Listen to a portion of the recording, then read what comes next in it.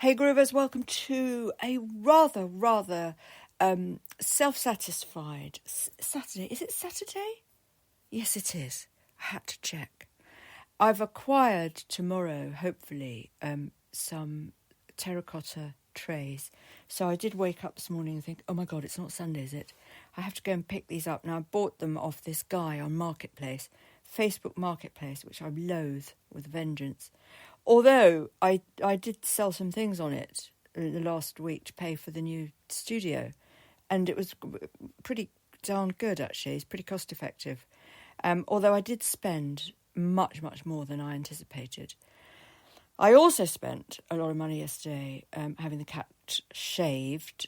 So Romeo's being weird today because he hasn't got a stitch of fur on him. So I've planned some ways that I may be able to encourage him to have more grooming, to tolerate me grooming him, rather than the stress of going to the groomer and being sort of pinned down and shaved. I mean, it can't be nice for anybody to have that done to them.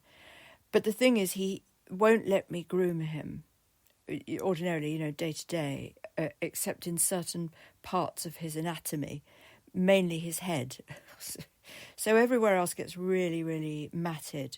And I do my best, but it's impossible when you've got an animal that really hates being groomed. So I don't know if he's had a bad experience of previous grooming, or if he's a nervous wreck. We all know that. So yeah, I'm going to look today and see if I can find some. He hates all the brushes I've bought. He can't stand any of them. If I try scissors to cut out a clump, that's a no-go area, absolute no-go area. They've got very thin skin. It's very easy to cut them. And it's weird, because the skin of a cat is very different to the skin of a human. So it's a sort of paper thin, and it'll just open and you've got a big wound. So one doesn't want to do that at all. Sorry to be so gory, actually. Anyway, good news is that I managed to finally launch Freak's Kitchen. I say finally. It's not that long ago I decided to do it, so I don't suppose it's been too long a process. But I did. It was my third attempt before I was happy with the lighting yesterday. But it's all go. It's all up there. So it's on Vimeo, and I'm just about to pop. I'm going to make a short. I'll make a short and pop the short on YouTube. Which I'm not a great fan of YouTube, if I'm honest. I don't really like it. It's not really. YouTube's never done anything for me, guys. It's never generated me any income. Actually, I think it did years and years ago. They used to give you money for ad revenue. They'd give anybody, you didn't have to have like these million viewers or followers or whatever it was. So I do remember making some ad revenue back in, 2005 or something ridiculous. And I think it was about £30. And I think it's still in my account because they don't pay out until it's 50. So it's been there all these years. Do you know what I mean? That's crazy, isn't it? Absolutely crazy. And pretty unfair as well. They should really pay out. My podcast pay out over £10, which is a bit more reasonable. Although there's one of my podcasts, which is a very slow burner, with its sort of 80p a month. It's this is the fast burner. But there's another one which is a slow. In fact, I've got 3 slow burners. But we're in for the long haul, and it's a bad time of year for advertising. And there's a war on. They're not saying it's a war, but it bloody is, isn't it? All that trouble in the Middle East. Really not. Donald Trump has said that he would, if he was in power, he would stop the war in Ukraine tomorrow. Within 24 hours. And I thought, well, how would he do that? He'd just pull out. And then it stopped, isn't it? It stopped for the Americans. Because if it's not happening in America, it's not really happening, is it? I don't think they're particularly aware of other things in America. other than themselves. Sorry to be rude if you're an American listening to this. But, you know, that's the impression I get. Because it's such a vast country. I mean, why would you? You know, you're the richest country in the... Are they the richest country in the world?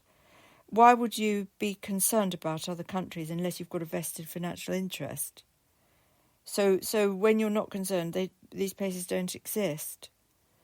And if things aren't covered, you can't blame people for not knowing what's going on. I mean, it's only since really the rise of Twitter and things like that, with, you know, 24-hour access to news, that I've started to understand issues with the Middle East. I had no idea. 20 years ago, I had no idea. 30, 40 years ago, I had no idea. I knew about the Irish problem, but I didn't really understand how it had come about. News back in the day, I mean, we are better informed now. News back in the day was very much down to, you know, the BBC. That was pretty much it. ITV, if you wanted something a little bit less highfalutin. But that was our access to media. So we do sort of get a better access now, a more... I mean, you've got to sift through the detritus, obviously. You've got to find out if something's real. That's a difficulty. But we by and large, we understand that there are people in other countries. I mean, I had no idea about, you know, Syrians and refugees and Yemens. And, I mean, I think we knew about a Biafran starvation. I recall that. Which I must have been about 80, so it was about 1980. I remember that. And we sort of hear about, you know, desperate famines from other sides of the world, but we didn't really understand what that meant. Who knew, you know, when you live in the West, you have no concept of starvation, really. Although I've had experiences where I've had, you know, I've been a runaway, so there have been times that have been very hard. But, you know, we don't understand if you're not if you're not involved with things, you don't understand. I was digressing there a lot. Didn't mean to go off on that tangent. I was just thinking about things. I was thinking about artists. You know, the responsibility of artists to point out world issues.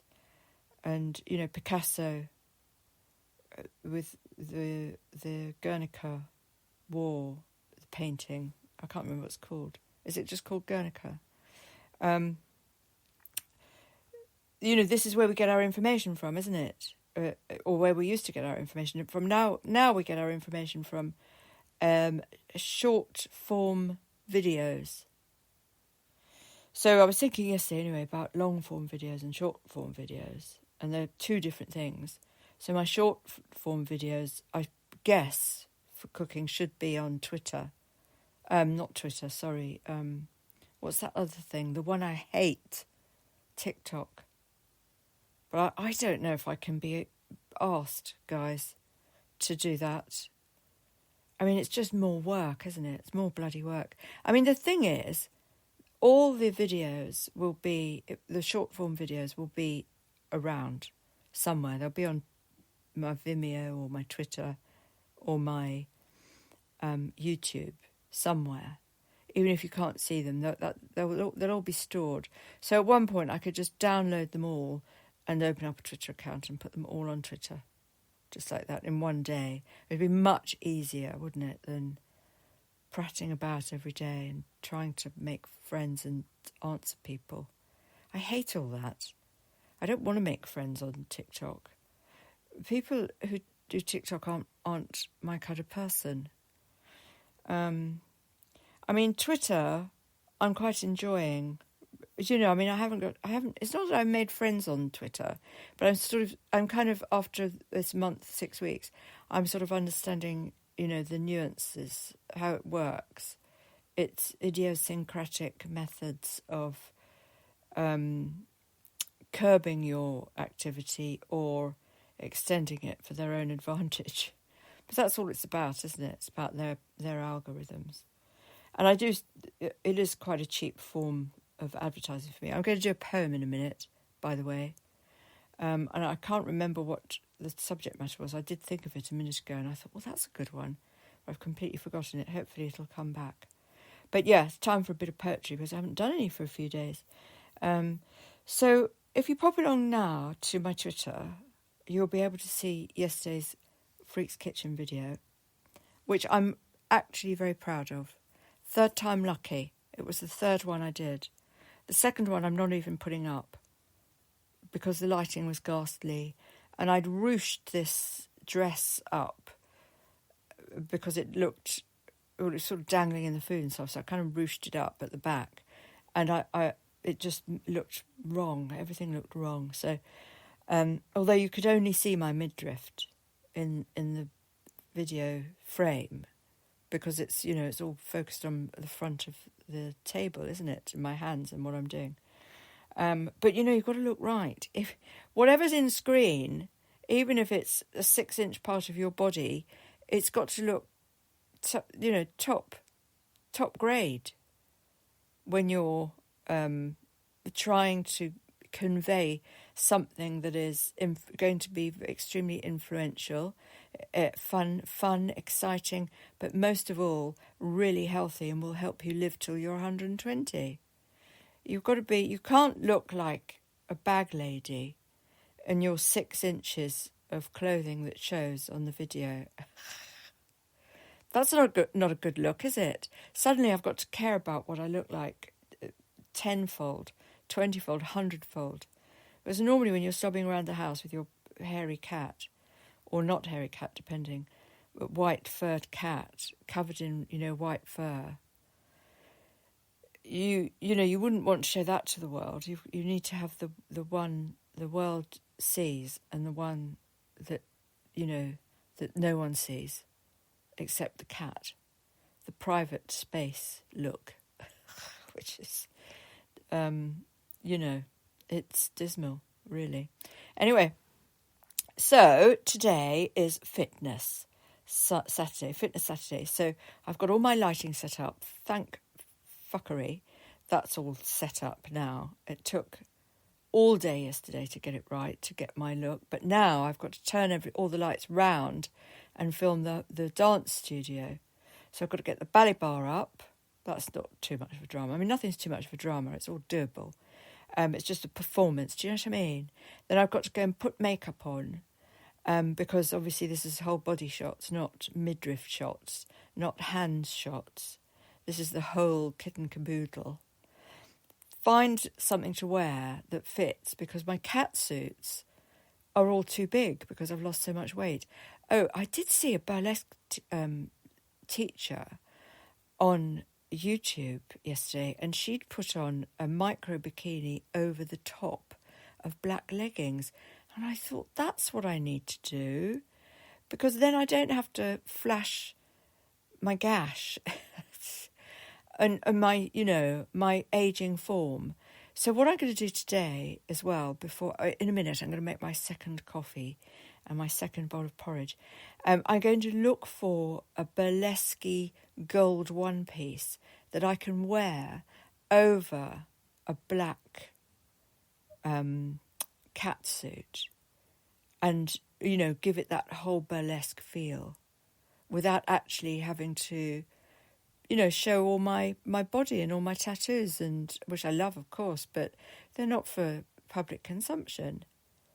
They're for, for when I do my Page Boy centre spread. Or is it Page Boy? Yeah, is that what it's called? God, I'm really out of touch with the glam world, aren't I?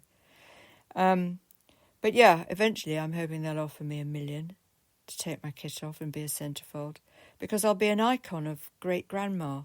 I'll be a great-grandma by then, and I'll be an icon of fitness and beauty. I may not have to take my clothes off, of course. I may well be just, a millionaire already, because I'm going to launch a food range. Came up with that yesterday. I believe so much in my style of cooking that a food range will be the 2-year plan. Anyway, iServalan.com and telltellerclub.com. Catch you later, guys.